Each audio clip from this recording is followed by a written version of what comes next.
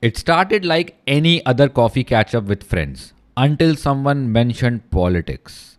Voices rose, opinions clashed. You could feel the tension thickening. But then one friend did something remarkable. She didn't interrupt, she didn't take sides.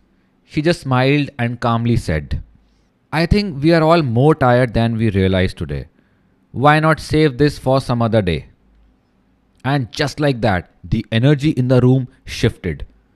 No clever comebacks, no emotional power play, just pure grace, presence, and timings. That wasn't charm or charisma, that was emotional intelligence in action. That moment stuck with me.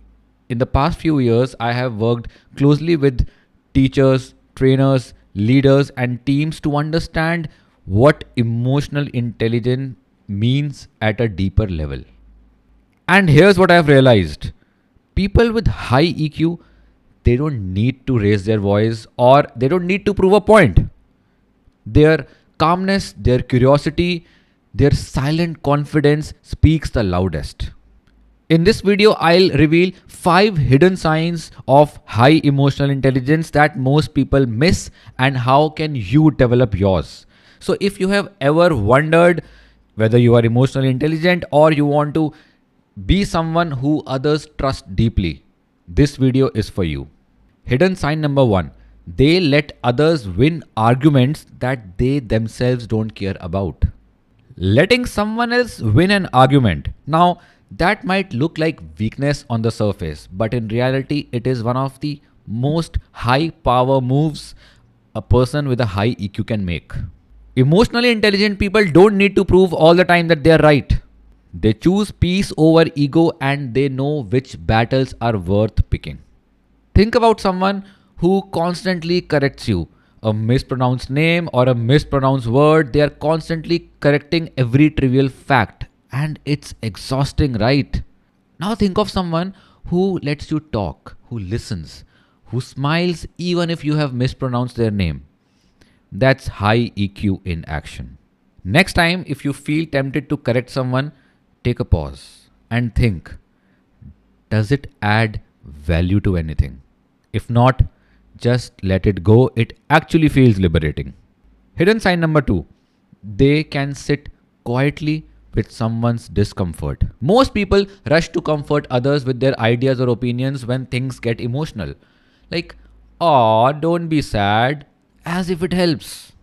But high EQ people, they do something which is far more difficult. They stay and help with their presence. They have made peace with discomfort, theirs and others, and they don't rush to solve others' problems. A friend once shared that he had lost his job, and I was ready with a motivational pep talk. But then another friend simply said, that sounds tough. Can I help you? The relief on his face was unforgettable. When someone shares something hard, pause. Don't rush. Don't fix. Just say, that sounds really tough. Want to talk about it? Because presence is greater than problem solving. Hidden sign number 3. They admit mistakes without excuses. Most people think that admitting faults make them look weak, but in reality, it earns them respect. High EQ people know that. They don't waste energy defending their ego. They own up, they grow, and that's leadership. Think of the last leader you truly respected. Chances are that they didn't say, I'm sorry, but chances are that they said, I was wrong and I'll fix it. So admit one small mistake this week. No qualifiers. Just say, you are right, I messed it. And you see how people will trust you more, not less. Hidden sign number 4. They have a rich emotional vocabulary. Most of us have this limited emotional vocabulary. Either we are sad or happy or stressed or angry. That's it. This gives only limited information. Remember, emotions are messengers of vital information. But how can you decode something if you don't know what exactly you are feeling? Precise emotions lead to precise actions. Clarity begins with naming. When you know that you are actually not sad but you are lonely, you will take actions. You will go out and meet people. When you know that you are actually not angry, you are just frustrated, you will take a break. High EQ people name their feelings precisely because once you name it, once you give the exact name of your feeling, you can precisely choose what to do with it. A doctor cannot cure you if they don't have the precise name of your ailment. And as a bonus, precise naming of emotions also helps others to understand you better. Personally, I used to default to I am just stressed. Everything was I am just stressed. Until I realized that I wasn't. I was actually feeling trapped, and naming it gave me a way out. So, next time when you are emotional, ask yourself, what exactly am I feeling? Use the feelings wheel if you have to. You can download it in the link in the description. Remember, language is clarity. Hidden sign number 5. They don't redirect conversations to themselves. We all do it.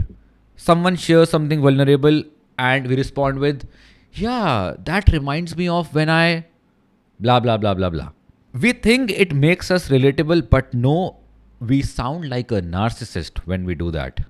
High EQ people resist the urge to center themselves. They stay curious. They make other people feel seen or heard. Ever shared a story and had someone just listen? No hijack, no comparison, just presence. That's rare and it's powerful. When someone shares something, resist this urge to share your own opinion or your own story. Instead, just ask, how did that feel? What was it like for you? Your relationships will deepen instantly. Emotional intelligence is not loud, it's subtle. And every time you practice one of these 5 signs, you are shaping stronger relationships and a calmer mind. Pick one this week and watch what changes. Hope this helps. Thanks for watching.